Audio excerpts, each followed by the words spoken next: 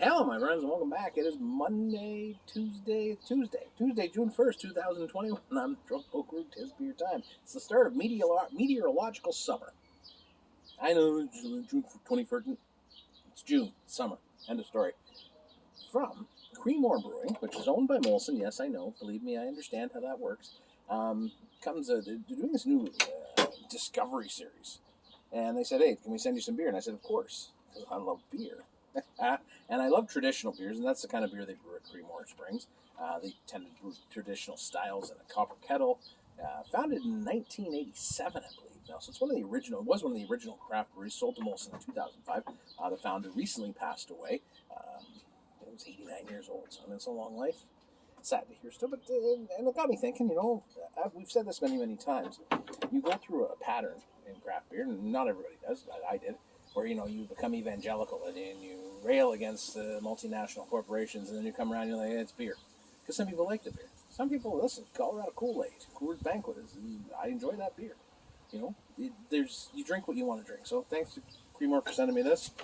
They sent me two and a new glass too, and I'm excited because it's different styles of lager, and these are patient things. One thing that they understand at that level of brewing is patience and accuracy and doing things a certain way because it's the way it has to be done. Now, again, not craft beer. It's beer. So let's get into it. A nice biscuity malt smell. Cheers to Creemore, to one of the OGs in Ontario craft beer, and then to seeing, what's next. Let's go. Cheers.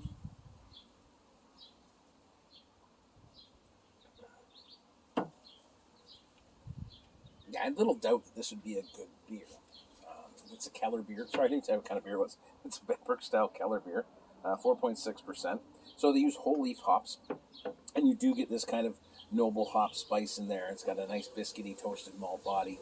If this brewery wasn't owned by Molson, this would be the type of beer that a lot of people would rave about who love this kind of, mild, leaning into mild beer.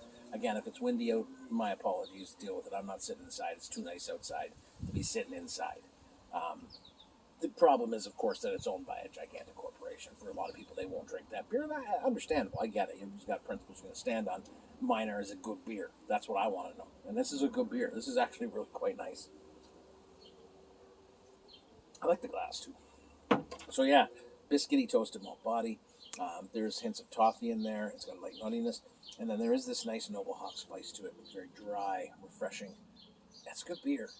And at the end of the day, isn't that what you're asking? And they still brew the beer, the same way. They use the copper kettle. They use the water trucked in from the artisanal well. Yeah, I don't know how to explain it to people, and I think I've just gotten to the point where I don't care. If it's a good beer, it's a good beer. Unless your company's doing something shady,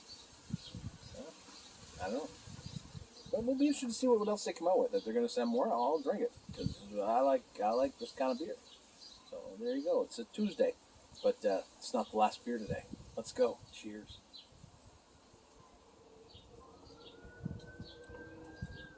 For a lot of people in Ontario, Creemore was their first craft beer. So let's think about that too, eh? Interesting. There's a lot of interesting stories to be told. I like to hear them. Tell me yours.